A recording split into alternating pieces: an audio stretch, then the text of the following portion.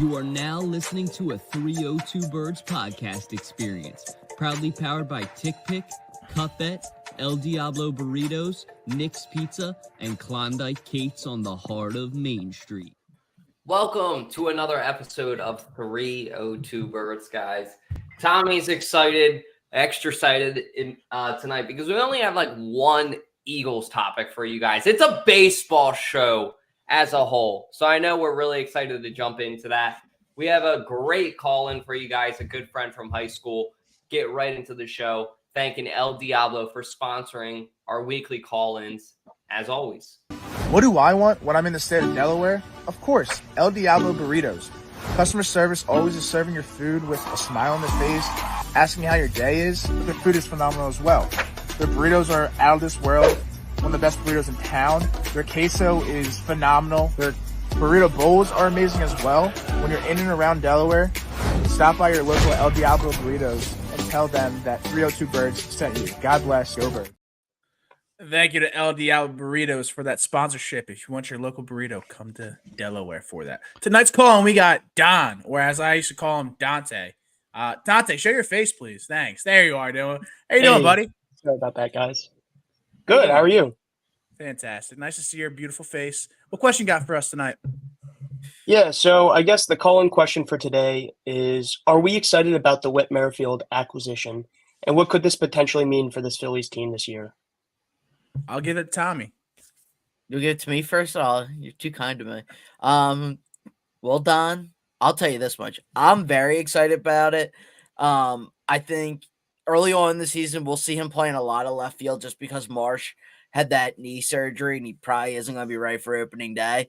But as the season goes on, I think he's going to I think he's going to play an important role that like the Phillies haven't really had in a while, mostly because they were bad for 10 years and then now they finally have that luxury of they have a good problem of too many good players, but they need guys who can come off the bench and play like crucial, like give them quality at bats late in games and will provide a veteran presence. And I think that's something Whit Merrifield does, is he's been a batting champ in the AL when he had days with the Royals, and he's been an all-star 3 times, and he was an all-star last year with the Blue Jays. I think he'll play a key role. He'll give guys days off in left field. He'll give Bryson Stott a day off when he needs it over a 162 game season. He'll add some depth to this team, in which we saw it last year. There were injuries throughout the season, and we needed guys to step up. Whit Merrifield, he's kind of going to be a utility guy. He probably can't play center field anymore, but he can play pretty much anywhere. If we really want to put him at third base, we could. He played sometime there last year with the Blue Jays. So just seeing the early results, I know it's a small sample size, early results in spring too. He's gotten a hit every game. He's gotten doubles. He's got a few home runs already. It's exciting to watch, and it's exciting when a guy has immediate results because you're like, okay, this isn't going to be a bust. At least that's the hope to begin with. Yeah, and I think to piggyback off you, Tommy, is we're still trying to figure out if Johan Rojas is going to be the answer in the outfield, center field. Starting out, Johan is going to be playing just because, like you said, that Marsh injury, he's not going to be allowed to be coming back. I mean, hopefully he's back by opening day, but if he's not, then, at least we have Merrifield to take over left while Marsh moves back to center.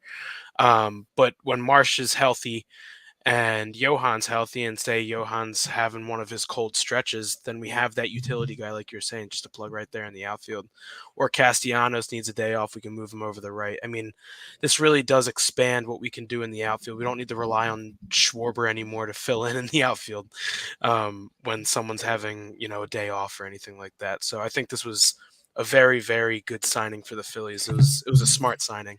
They didn't go out and try to get a, Hall of Fame pitcher or anything like that. They needed depth in the dugout, and they got him with Merrifield. Merrifield even said he declined a everyday opportunity to play second base for a team. So it just shows you where his head's at. He just wants to win at the end of the day, and he's not going to be out there all 162. But He's perfect to have. He can play all around the field, and like Tommy mentioned, Marsh is a little banged up, so he's going to be really nice to have when somebody gets hurt and is out for a couple weeks, and you could slot him right in there, and he'll hit for contact. So great signing. How did you feel about the signing, Dante? Yeah, I mean, I think Tommy hit it right on the head. I really think that injury-wise, this helps out a lot. Unforeseen things. We have guys who run into slumps, right? Let's not forget Trey Turner went through that slump before he played outstanding for us to round out the season. So I think he's great for unforeseen issues. Creates a lot of different mobility through the lineup. Position-wise, defense, like he could play a lot of different places, and that's exactly the player that we need our front office to get. Yeah, I have nothing else to add. You guys all hit it. So, Well, Don, it was a pleasure seeing you on this call. Appreciate you bringing the good questions, and hopefully we'll see you on more often. Yeah, thanks for having me on, everyone. All right, bro. Go Thanks for Phils. jumping on, man. Go Vikings, Appreciate you. baby. Have a good night. Yeah, see ya. And if you guys don't check out Don on TikTok, he's a good friend of ours, like we said, from St. Joe's with me and Tommy. He lived with Tommy freshman year as well. I lived with Tommy. So we both know the commonality of. Look at that face. Look where it froze. Yes. Okay, good. We love Don. My power just flickered. I thought it was me for a second. it wasn't you. No. I'm glad. That was all Dalton. What were you saying, Dalton? You want to move on? Okay. I had no clue what the hell just happened. Okay. Anyway, you froze and you look like that. Who, me? Yeah. Oh, okay. Well, I'm unfrozen now, right? Yes. Cool. All of you guys are too. Anyway, appreciate you guys. Let's get into our next segment, Ballpark Tommy. Time for Phillies talk with Ballpark Tommy. Fingers, Nick. And thanks to our sponsor, Nick's Pizza, who's never frozen. Always fresh pizza, never frozen. Unlike Dutch. Tommy, how are you feeling about the spring season opening Now up? Jack's frozen. Jack, I think it's great. I think they've gotten off to a hot start. The two ties that they had that were because of abysmal pitching late in game from nobodies who definitely won't be on this squad in about 2 weeks, probably. When they start to thin out the roster, thin out the herd a little bit. But they've been on fire. It's been great to see guys like Weston Wilson crushed a home run on first game, and same with the guys like Kroon, and it's just been good to see. Whit Merrifield has hit a few dingers now. We got JT and Bohm hitting dingers saying their debuts. Bryce looked like a stud over at first base today. Hey, like all the positive signs you wanted to see early on in spring training have come to fruition, and it's nice to see. You see young guys. Mick Abel has pitched 2 solid innings so far. Aaron Nola's a stud. Jose Alvarado, stud. They're all just studs. Trey Turner, stud. Bryson Stott, stud. Everyone's a stud right now, and I love it. Yeah, I wasn't able to catch any of the games this weekend, but I saw highlights, and it's nice seeing, the bats come alive in the spring season, because that, even though it's not that big of a deal, hopefully, this kind of carries over to the regular season and see what we can do, because I think this team is made to make the run for sure. Absolutely. And we got spring training MVP Scott Kingery in the mix there too. He had a home run on game 1 on Saturday. Did you get your Ritas to watch the game? I did get my Ritas. Nice. That was the most important part. That's why they won on. Nice. That's why they won on Saturdays, because they got For my sure. Ritas.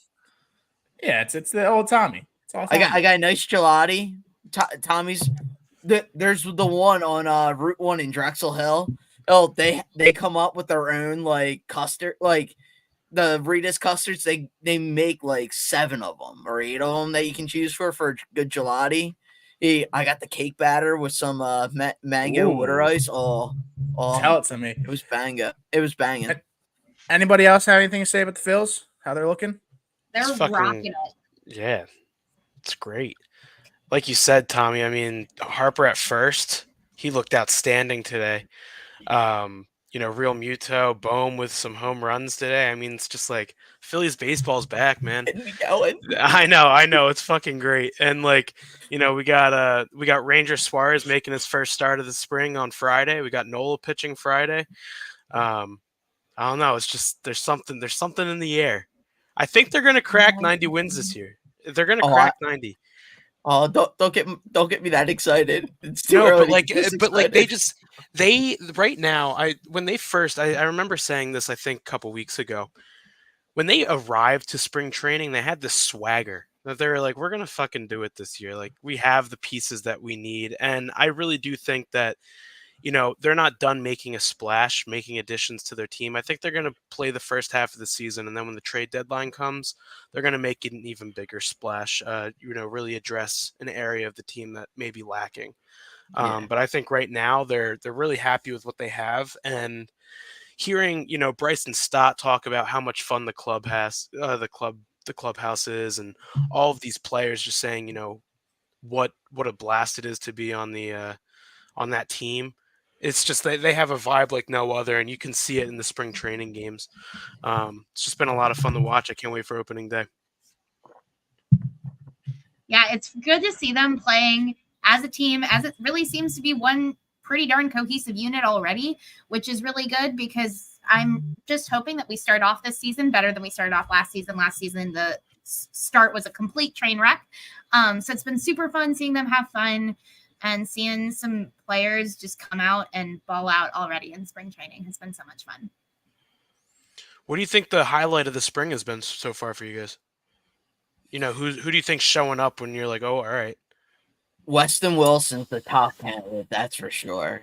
Weston Wilson, then I think Whit Merrifield, honestly. Like between the two of them, like every time I either tune in or like listen on the radio, like the days they're not on TV or something like that.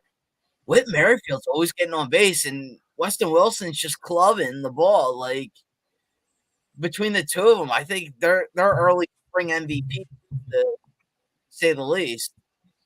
Yeah, I think one thing that's really been a shocker to me is the difference in the way Johan Rojas is approaching the plate. Mm-hmm. His swing looks a lot shorter, a lot simpler than last year. He's making contact with the ball. I mean, we always forget last year in the regular season, he did hit like 330. Like he was having a good offensive, run, but then the playoffs hit and he went 1 for 50 or something like that. Yeah, he went ice cold. And I know over the offseason they really worked on his swing form and how he, approaches these at bats. And early on in the spring, we can definitely see a difference, and hopefully he keeps it up and really gains some confidence going into the regular season. And he certainly got swole. Oh yeah, that's what I was gonna say. He looks like he gained like 20 pounds of muscle. He was eating Decker's chickens, that's for sure. Another positive spot though is Mick Abel. Yes, he was a stud. Absolute stud in his outing. He was controlling, the plate when he was playing. I can't wait to see him pitch again. I think he's kind of a dark horse to make the roster this year. Whether it be a bullpen arm or, take that 5th starter spot. I mean, I know Christopher Sanchez is not solidified into that. So, I mean, if Mick Abel has an outstanding spring and Christopher Sanchez kind of falls off a little bit, I could see him taking that 5th spot because he has some nasty stuff, man. It was a lot of fun to watch him.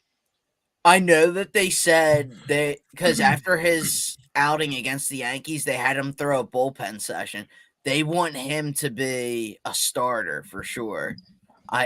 So I know they're trying to. They said the problem right now is he can't go super long, so he might. It's the only thing that might stop them from having him be on the opening day roster is he might get sent down simply because he can't go long enough into games yet.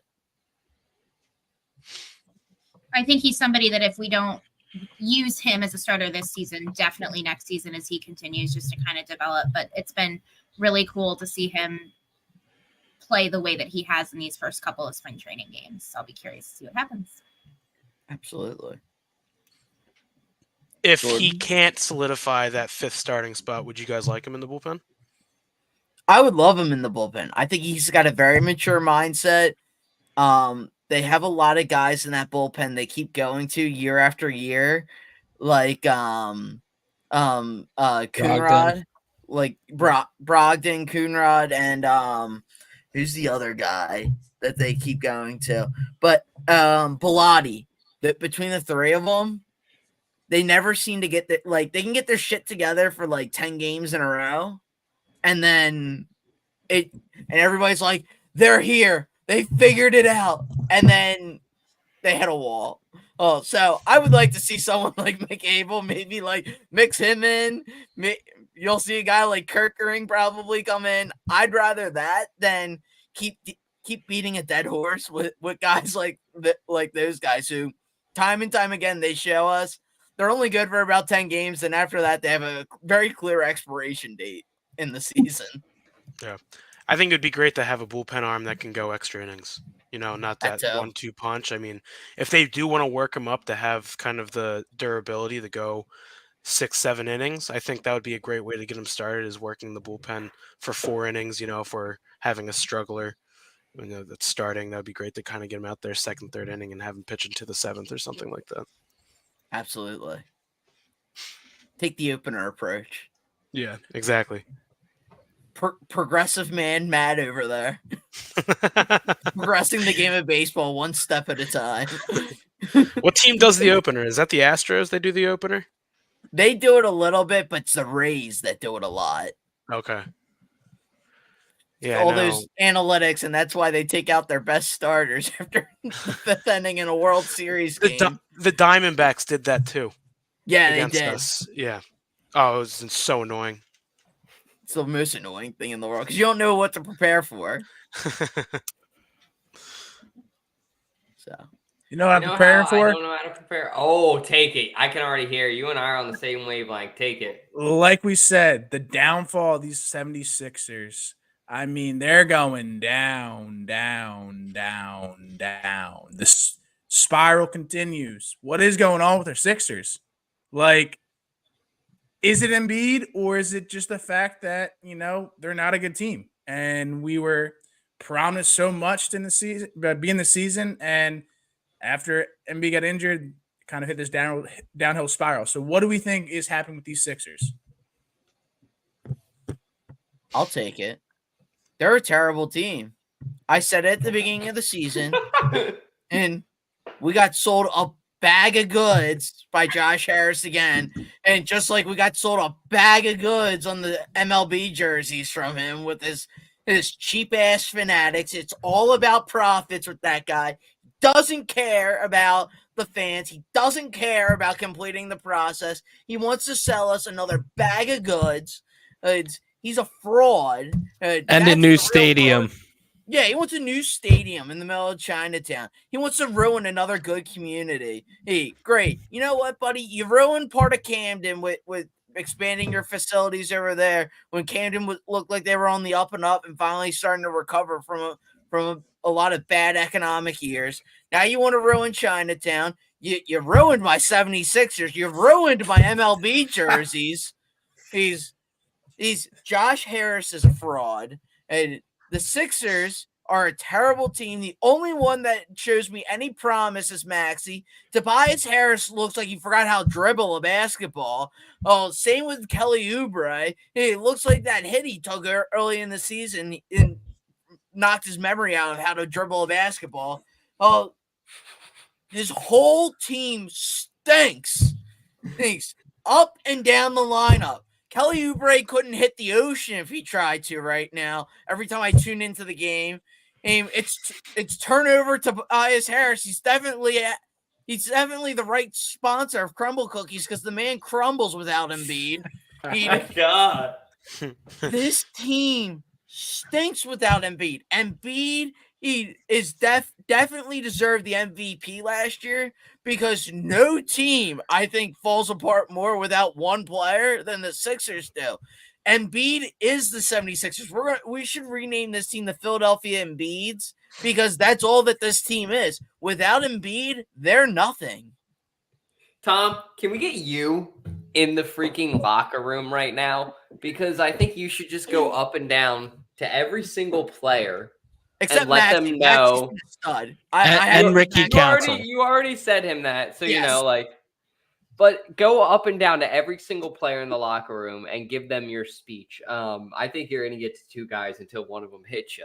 The point being, I think I that's have generous. to say, I think it's just a mid-season spiral. Your main guy, Embiid's out, and I'm usually one when it comes to the Sixers to be negative. But I'll just say this. I think it's a mid-season spiral. Somebody yesterday, I think it was actually Tony I was talking about with our RA. We were saying how we think it could be a positive thing that Embiid is actually coming back later in the season. Give him some time to rest. Give him some time to recharge.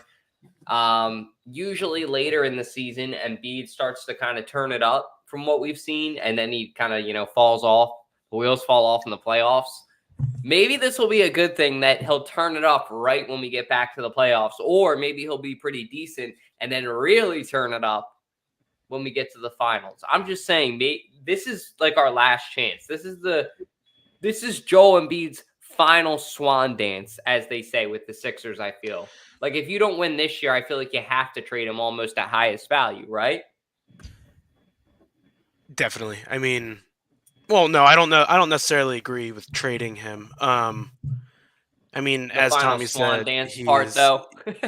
yeah, well, it's this is the best team that I think we've had because of Nick Nurse and the way that he likes to coach. Nick Nurse was doing a fantastic job with Embiid in the lineup. And it's clearly been a struggle without Embiid because no one's really stepping into that superstar role except Maxey. Tobias Harris is supposed to be that veteran guy, and he's doing jack shit. Kelly Oubre clearly was relying on how open he was when Embiid was playing, because Embiid kept getting double teamed, kind of allowed us to move the ball a lot better. We don't really have a solidified center. I mean, Mo Bamba's Mo Bamba. It is what it is. You can't forget my all-star Paul Reed, though. Yeah, I mean, but what is he? He's not an actual center. He's like a power forward. He's not tall enough to be a center. Correct. But anyways, I think earlier I was concerned about, let's keep Embiid out until the playoffs. But now I'm actually concerned if we're even going to make the playoffs. Yep. Because they're losing a lot of games. And, it is not good. So, I think as soon as Embiid is healthy, he needs to start playing again. Because if we miss the playoffs completely, that's embarrassing. That's just bad. And, that can't fly. And I'm redacting my statement earlier in our show saying that I want Embiid out into the playoffs. I want him back as soon as possible because this has got to stop. It's got to stop. It's got to stop. I'm pretty sure a couple weeks ago I said I will believe that we will be good when I see it. And here we are, like every other year. Granted, this is a little bit early for them to start crapping it out, but they're not doing well at all. I watched a couple of games recently and I literally had to turn them off.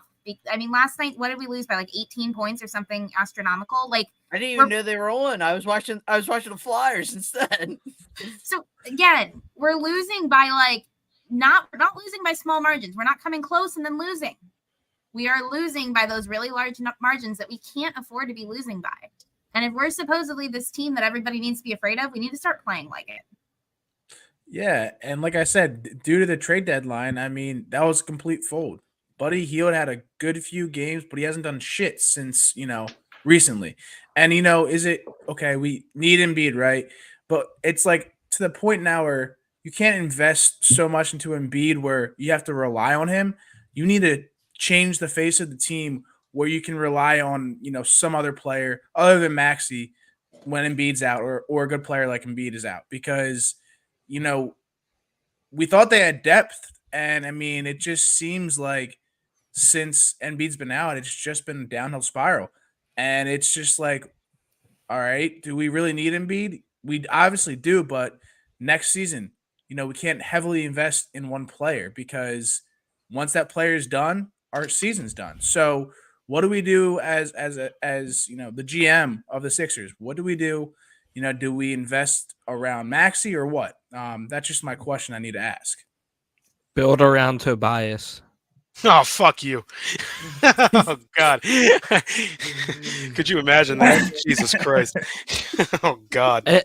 I'm getting to the point where it's like, why haven't we tried to bench him? Just spark something. And at the end of the day, Philadelphia just doesn't want to admit that they made a brutal mistake giving him a max contract. Like Ricky Council's outperforming Tobias right now. It's one of the worst stretches I've ever seen. And frankly, he doesn't have the mentality to play in Philadelphia. He doesn't have the mentality to play anywhere. That guy's garbage. He's Detroit. so bad. Detroit. I think Council needs to take over his spot, though. I mean, yeah, like you said, he's Ricky. playing a lot better.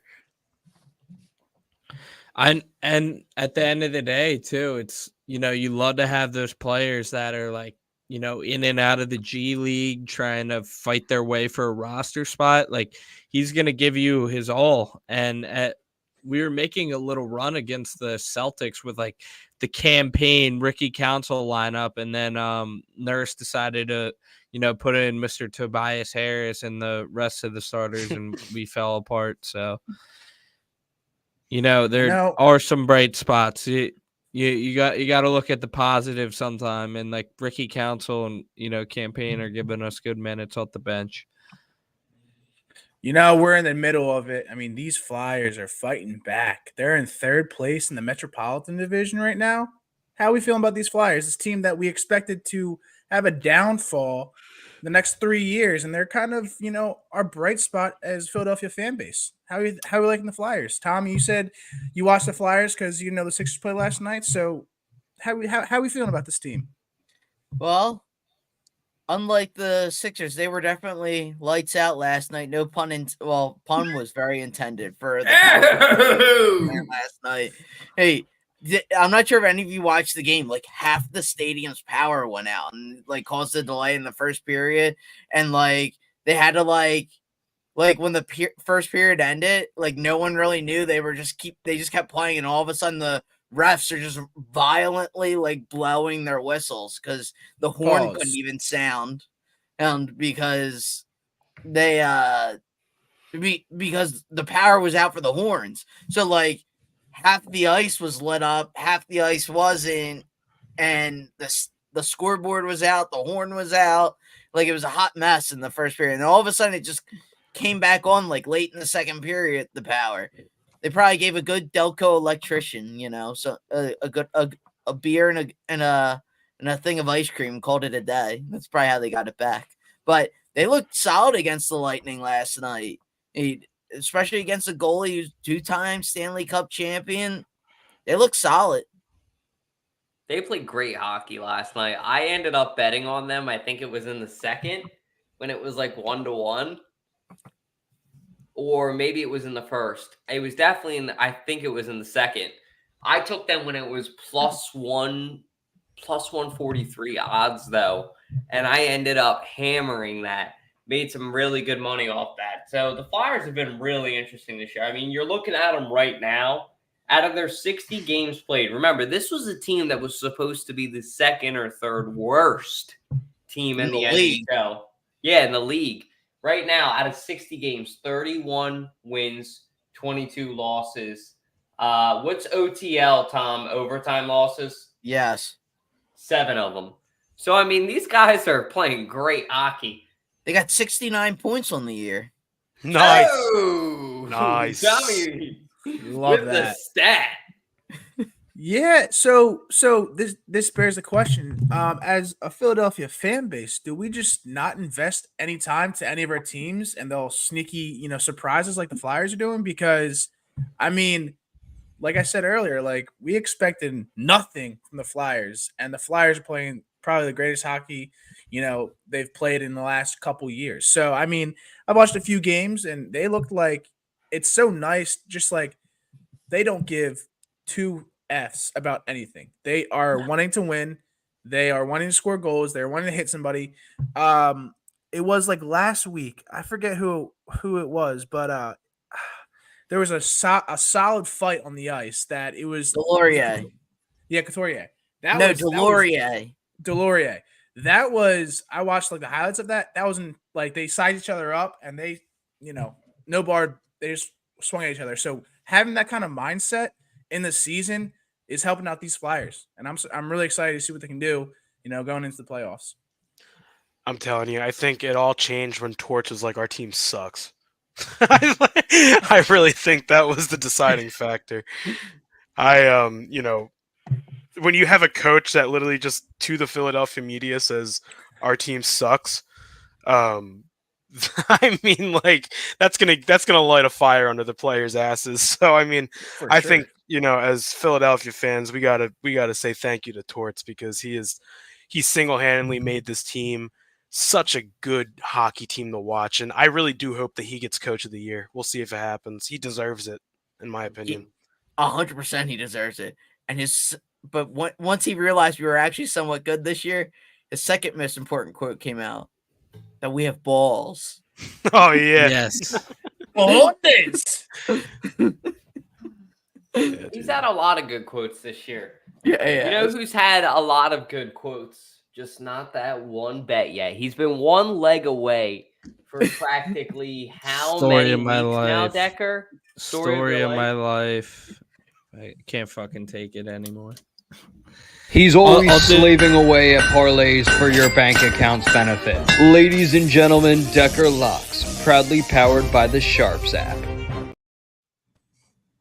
I gotta do one of those parlays that like if you miss by one, you still get some back or something because this is getting ridiculous. I didn't know you could do Philadelphia that. is always illegal to me. I know. Philadelphia is always coming up short, so I'm tired of it. All right. Shows that you're from the city, right? So are your parlays, apparently, I guess is what you're saying. But this week, we're going to change it. We've been saying that, but this week, take us home, Decker. Yes, this is all tomorrow night slate. We got the Knicks against the Warriors tomorrow at home. Definitely think they can win outright, and that's really good value right there. We got Suns tomorrow. The big three is playing really good. Durant and Booker and Beal. The Nets are, they suck because the Ben Simmons curse, but they're playing the Hawks tomorrow, and Trae Young's out for a month. So I like this spot for the Nets. And then, fellas, we got, I believe, 20 more days till March Madness. Greatest time of the year for sports. So we got two little college basketball picks. Gonzaga, I think they're 4.5 point favorites on the road, but they're ranked again. They're starting to get hot. And then Rutgers money line at home against bum ass Michigan. So yeah, March, anything can happen. It's a new month tomorrow, and Nope. It's a leap year. Oh yeah, shit. Tomorrow. Yeah, well. Yeah, once March hits, then we're gonna hit every single bet. So plus 1330 odds, you can't beat that. No, wait, Decker. Do you know what I think's gonna happen since tomorrow is leap year? That's the luckiest day in the year. I think this is gonna hit, man. I'm gonna tell you. I'm gonna tell. I'm tailing it too, dude. I'm tailing it too. I want to ask you one question though before I tail it. There's one leg that I want to ask you about, Decker. The Nets leg. Can you please just give me confidence on that? Because is Trae Young playing for the Hawks or no? It's in Brooklyn. That's why I mean the Nets have been stinking recently, but Trae Young's out for the next month, and I just think it's looking at it now, the line just moved to 2.5. What do they know that we don't know? So What do you know that I don't know? What the fuck does that mean? Are you saying don't take this now? Like No, what no, are I'm you saying would you that take plus I'm saying that's 2.5? good if the line's moving to -2.5. We got them at -2. All right, I guess I'm tailing it right now then. Uh-oh. Yeah, I tell one of your bets back when football season happened and I didn't hit. Yeah. So I Yeah, would sorry. just Don't sue me. Don't sue me. Moving on now to our next topic. Time for everybody's favorite part of the show, 302 Trivia, with your host, Jack Dordan, the mayor of Delaware.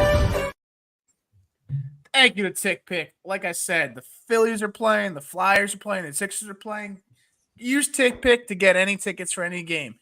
So tonight's question we have for you is, with 440 yards, with a 3.3 average per carry, which Eagle led the team in rushing during the 1991 season? A, James Joseph, B, Deuce Staley, C, Randall Cunningham, or D, Poe James? Again, with 440 yards, with a 3.3 average per carry, which Eagle led the team in rushing during the 1991 season? A, James Joseph, B, Deuce Staley, C, Randall Cunningham, or D, Poe James? We'll give you the answer at the end of the show. Perfect. Thank you. So we covered the Flyers. We covered the Sixers. We covered all of that. You know what we haven't covered yet? Another special moving along. I haven't even looked at it yet, which kind of makes me excited. But you guys have been loving this segment. Let us know in the comments if you've been loving it. But I'll kick it to Hoss himself first. Saddle on up for Hoss's Hot Takes, brought to you by Sharps, where you can see and tell your friends' hottest bets. I love it. That's so good. I love it. It gets me every single time, man. Thank you to Sharps again for sponsoring us, where you can tail and watch your friends' hottest bets, as I described in the intro there. Sign up using promo code 302D866, 302D866. My hot take for the week is October is the greatest month in all of sports. And I have my reasons, but I want to hear what you guys have to say about that. Sold. Yeah, I'm not gonna argue with that one. Sports equinox, and especially when your baseball team's in that red October, man. Ooh, nothing like it. What would be a challenger month? Like, Matt, like what would be a challenger month in your head? Like when you were making this hot take, did you have one month in your head like July or something like that? No, I was thinking April. You got the Masters, you got baseball, you got hockey, you got basketball, Madness, you got championship. Yeah, you got, and then it's the end of March Madness. Yeah. So I mean, like I think that's a challenger. I was thinking more, I think personally the MLB playoffs are the best playoffs in all of sports. And to me, that just takes the cake. And you also do have that four sport equinox, especially when you get that one day when the Eagles are playing, Phillies are playing, Flyers are playing, Sixers are playing. Happens rarely, but sometimes it happens. But, but I can also see how someone would say April. I would say April. You're a golf guy, though, aren't you? You're a big golf guy. Yeah. For what you just said, the Masters, I love watching the Masters. March Madness, I personally love watching March Madness. I think that's the best playoff there is in any of the sports because it's March Madness. Anything can happen. Anything can happen. You can have a 15 seed beat a 1 seed. You can have a 7 seed beat a 2 seed. Like, there's so much. That's why it's called March Madness. So I would definitely think March, the tail end of March into April, is my my favorite type of the year because, I mean, granted, I'm not the biggest MLB fan, but October is special. But like you said, you can't really play much golf in October, and it's nice, playing 18 holes with your buddy in April watching the Masters. Like that is my favorite thing to do. So that's why I think I would tell you and say I like April the most out of all the months for sports. What other months do you think? I think April and October are two really good months. Do you guys have any other months in mind? I would say August. Because August you're getting into preseason football. Mm-hmm. And just the weather is solid in August most of the time, so you're able It's to disgusting in August. It's so hot and gross. I like it in August. I'm with Ash. Yeah, it's because you find 90 degrees cold. Yeah, you're not wrong. Okay, can I say the weather is consistent in August? We're not having like this April thing where it's a roller coaster. I love any time that I get to just be outside for anything. So you are outside a lot during the summer, so that's why I would say August. With you do have multiple sports playing at the same time too. All right. I think as far as sports entertainment, I'm with October though. You don't have to sell me because like I went to the Phillies playoff game and that was just such a different experience. You can ask Tom. I never really was that much into baseball until I went to that atmosphere and I was like, wow, this is just different. There's something to be said about Phillies playoff baseball. That night when the Eagles were playing, I've never not cared about an Eagles game really in my life, like since I can remember. And, you know, the Texans were playing the Eagles in that World Series game, and I just didn't care. So that month alone, like Matt also said, when the equinox is there, that's one of the coolest feelings in the world. So you got me sold, dude. This is like the easiest hot take I think you've ever given me. Thank you for giving like I us one said, that sold. didn't cause craziness. All right. Real quick to comment on Haas's hot take. Chris Mad Dog Russo did a list today of the hardest sports, and 1 was baseball, 2 was golf. Wait. I also want to piggyback off that. There is a professional tennis player that said tennis was the hardest sport. But we can all agree he was wrong. Mad Dog also had curling 4, so curling is hard though. Oh, I'm not lying. I'm not saying it's not hard, but like to have curling over football and hockey. Football's not on there. Football's not a hard sport. I'm sorry. Yeah. I think that's we're not going to there. Yeah, he had football 5, curling 4, tennis 3, golf 2, baseball 1. See, hockey's harder than football. Hockey's harder than all of them. You need to skate and control a puck and then shoot it on a goal while other guys are trying to knock you off your skates. While a guy is standing in the goal with pads that's basically as big as the goal. Wow. Dalt just explained hockey in the dumbest way possible. Give it up for Dalt. You guys hockey is a difficult sport. Explain to me how golf is more how you have to do more things at once and it takes more like okay. Yeah, we really should get into this one. Yeah. But I'm just before we start this up again. Wait, you could argue in a way that slap shotting. I mean, we have the time technically. We can go ahead and take like 2 minutes for it. Go ahead, Jack.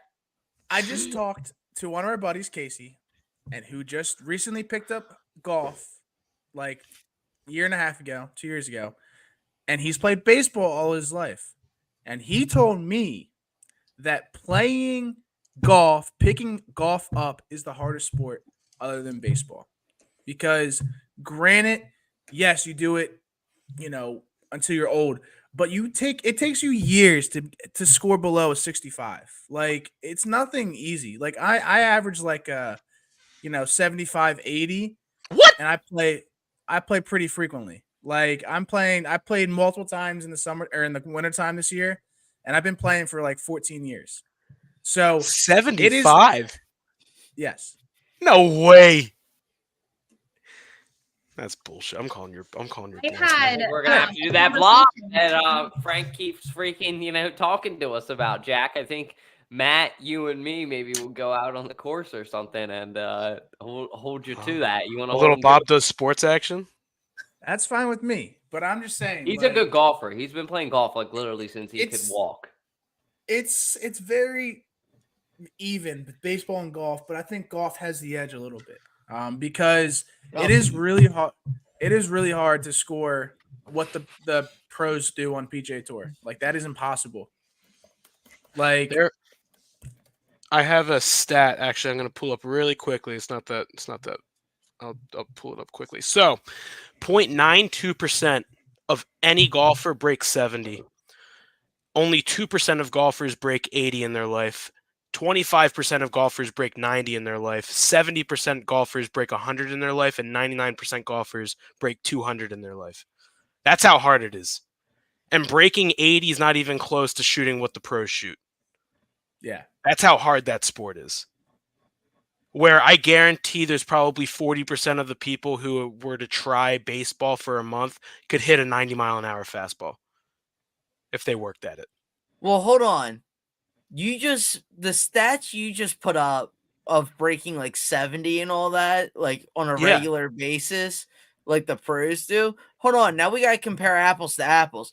Because hitting a 90-mile-per-hour fastball one time and shooting under 70 regularly are two totally different things. No, not regularly. I'm talking about breaking it. Just once. Breaking it once. 2% of golfers have done it. I feel like you have I'm not sure what the equivalency would be in baseball, because hitting a 90-mile-per-hour fastball just once, I feel like wouldn't be the equivalency to that. I feel like that's like hitting one baseball once is easier because you're talking over the course of a whole game of golf, right? Just being fair. I'm not trying to pick too many holes at you here. I'm just trying to find a fair equivalency. I think if you can hit a 90-mile-an-hour fastball once, it's easier to hit it again. Where golf, breaking 70 once, it's very hard to break it again. Yes. And Tom, you got to keep in playing account. Both golf and baseball. Personally, I think breaking 70 is a lot harder than hitting a 90-mile-an-hour fastball. I think this. If you're talking, hot take for the week. I know. If you're trying to compare like a professional, like you were saying in your original basis of your argument, and bless you. Yes, bless you. Ew. I think I would need to look up like what's the percentage of breaking 70 once, whereas like let's say just an average like score for a batter, or I'm gonna say is like we'll say their batting average is like batting like 220-ish in the MLB. It's like average. Yeah. Yep. I would want to know what that percentage is of people who make just to make the MLBs like 1 in a million, and then to hit 220 on that level I bet you that's even more impossible. Because you have so many guys who come up for short stints and bat like under 100 because they just weren't cut out for the major leagues. Mm-hmm. So it's hard to compare the two in the same sense like that of like shooting under 7, because I don't think there's a fair 1-to-1 equivalency. I think batting average for just the batting side is close, that's a close equivalency, but I wouldn't say it's like a 1-to-1, if I'm just trying to be fair to the argument. One last thing, and then we can just move need to on. make this a permanent segment. Yeah, that's we could. You also got to keep in account when you're on the course, right? It's not just a straight shot. You got dog legs to the left, dog legs to the right. You got creeks. You got lakes. You got all kinds of these different hazards. You got sand traps. Like in baseball, all you have is the defense, the catcher, and the outfield. Like it's hard. And whatever. That's all I gotta say. We can move on. In hockey, you have the fucking skates. You have the fucking defenders. You have the fucking goal. You have the ice. In golf, you have the fucking you have goalie. and a ball. Do this all night. Anyway, I'm kidding. That's a joke in all seriousness. And I gotta Let us scratch know my in the balls, comments, Jack. guys, what you guys think is the hardest sport for real. I really want to know. Seriously, if you're watching this or you watch this at all, let us know in the comments. Let us know in the comments as well if you're on the L'Jarius Sneed hype train. We had a little bit of a cryptic Instagram post where he posted a picture of himself and it had an eagle. That was it. That was all that the photo had. I mean, he's doing a fly like an eagle pose too. Shout out to Joey on the graphic work. I mean, if you're looking closely, he kind of looks like the Kelly Green Eagles logo too. but the Chiefs have informed L'Jarius Sneed that they're probably going to use the franchise tag on him.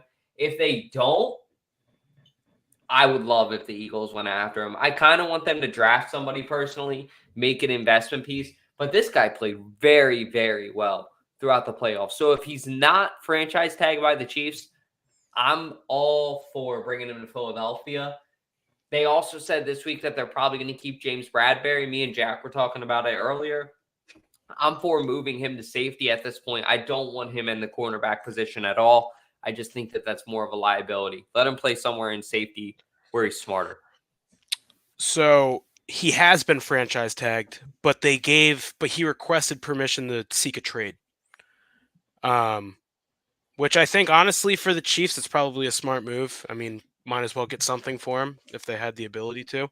He's a fantastic cornerback. So I think the question now is, do we want to trade for him? And me, yes, I say go for it, because James Bradbury is dog shit.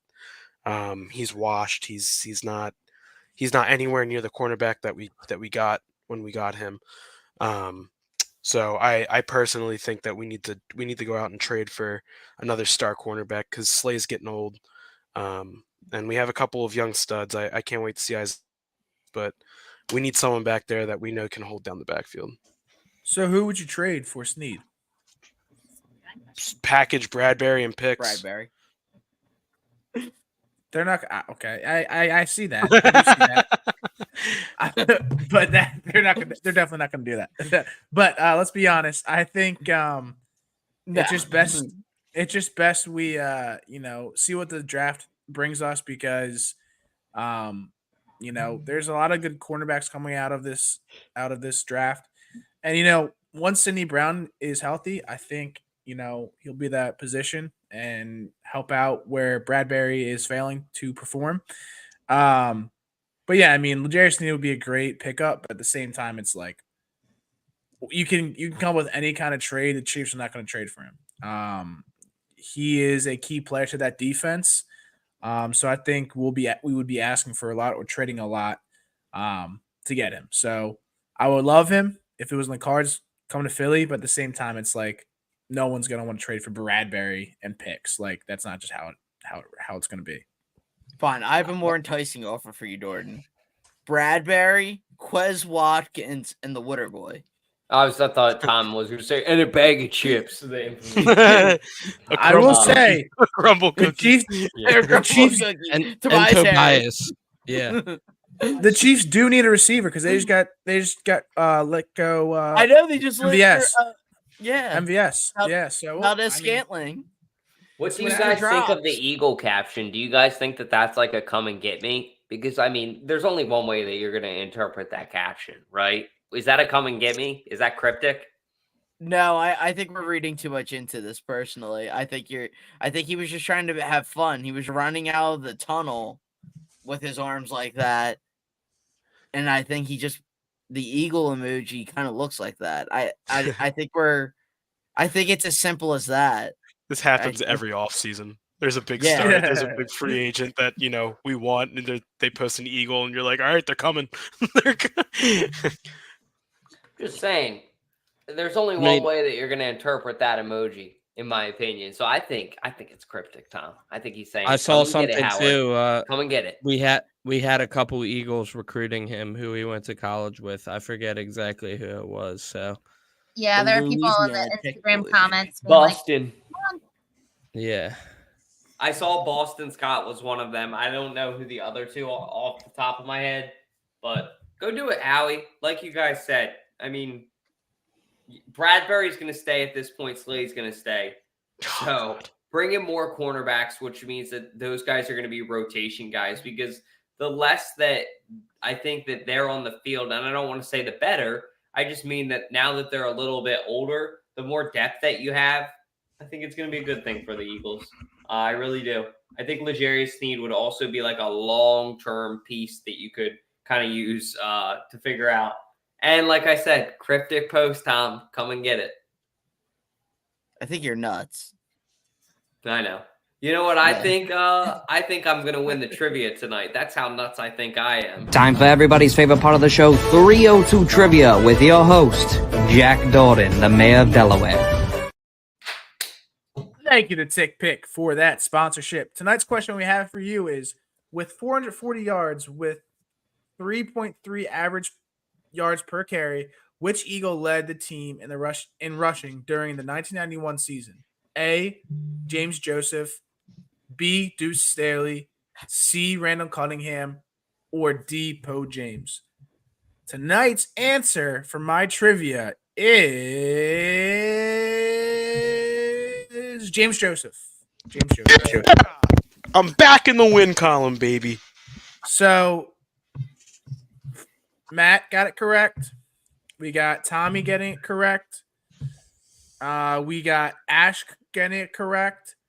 We got Dalton getting it completely wrong. And then Decker getting it completely wrong. So, who did Decker say? Did Decker say the same as me? I said Deuce. He said Deuce. You said Randall. Yeah, I thought it was a trick question. So, can I get a little? This guy knows nothing about the birds, and he hosts a podcast on the birds. Shut up, Tom. I'm coming for your ass. The fucking reigning champ over there talking shit. Real quick, because we just talked about it. The Chiefs are preparing for life without star L'Jarius Sneed. Wow. Is that the most recent article? Yeah, and 1 hour ago, the overwhelming feeling is that the Chiefs expect to be playing without Sneed in 2024, and rather than lose him in free agency and then receive a compensation pick in the 25 draft, they'll try and get a better pick in return this April. Wow. Well, we just proposed to trade Howie season. Yeah, it's not going to happen. Hey, but it's hope. Hope for the best, prepare for the worst. But yeah, also on this topic, since we're talking about, trivia, I'm going to change it up a little bit. I want to bring some Phillies in and some Sixers in. So it's not just straight Eagles. If you guys are okay with that next week. Maybe Dalton will start getting some right. Yeah, maybe. Well, thank you for Tick Pick for that sponsorship. I got nothing else. Trivia, take it. What was that, Dalt? You didn't come through. Yeah, sorry. Frank's giving me a call because he wants to tell me what the 3 hardest sports are, which I'll have to get to in a second with him. But that's all we got for you, Jack. I don't have anything else unless you do. Thank you guys for tuning in, and check out the Birdman podcast if you haven't. Take it away, Jack. I was literally about to say, please check out the Birdman podcast. It's a great podcast. I watched it before the show. Please stay tuned for that. And look, it just dropped at 8 o'clock tonight, so it's something that you should watch. Without further ado, hey, Zep, it's an outro, not an intro. Hit that motherfucking outro.